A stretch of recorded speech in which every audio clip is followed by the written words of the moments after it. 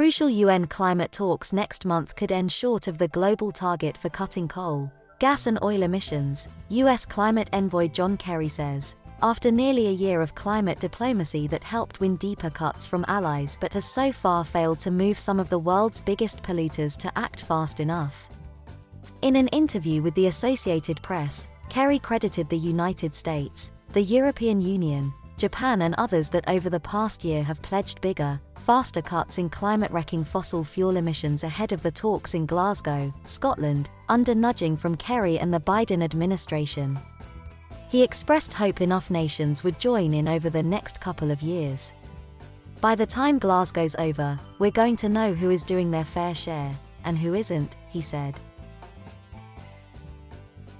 Kerry also spoke of the impact if the US Congress, under a slim Democratic majority, fails to pass legislation for significant action on climate by the United States itself, as the Biden administration aims to regain leadership on climate action. It would be like President Trump pulling out of the Paris Agreement, again, Kerry said. Kerry plans final stops in Mexico and Saudi Arabia as he pushes for more last-minute pledges before settling in Glasgow for 2 weeks of talks.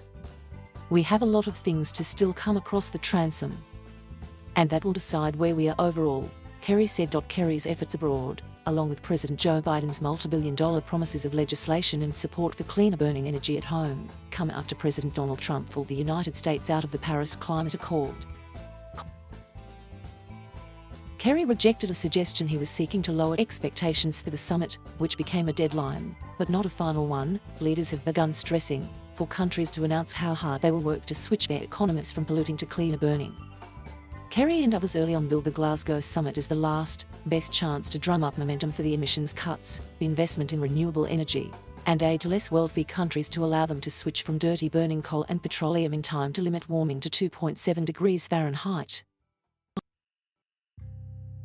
Scientists warn the damage is irreversible and headed to catastrophic levels absent major cuts in emissions. When it comes to closing the divide between cuts promised by countries and the cuts needed, we'll hopefully be moving very close to that, though there will be a gap and we've got to be honest about the gap.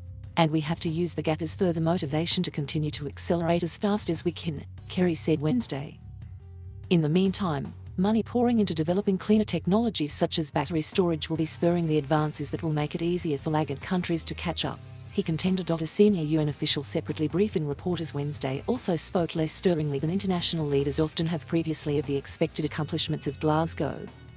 Speaking on condition of anonymity to discuss the matter, the official left open the door that some work on getting to the international goal of a 45% cut in emissions by 2030 may not be done by end of the Glasgow climate negotiations.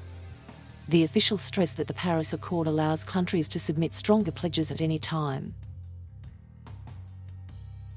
Critically, Kerry's repeated trips to China and diplomatic efforts by other countries have failed so far to win public promises of faster emissions cuts from that key climate player, although China did newly pledge last month to stop financing coal-fired power plants overseas.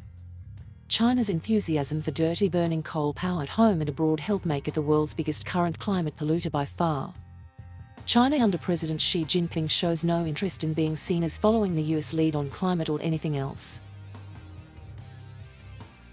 Kerry declined to single out China by name as one reason why Glasgow might not be as big a success as it could have been. Although surprise announcements by China remain a possibility, it would be wonderful if everybody came and everybody hit the 1.5 degrees mark now, he said.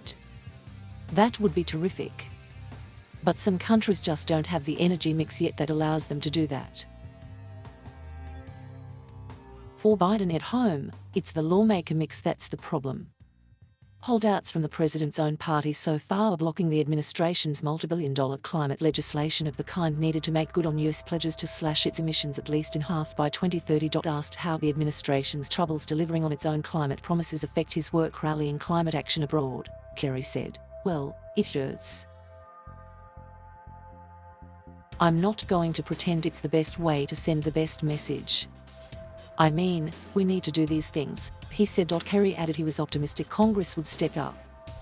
"I don't know what shape it'll take, or which piece of legislation it'll be in, but I believe we're going to act responsibly at home," he said.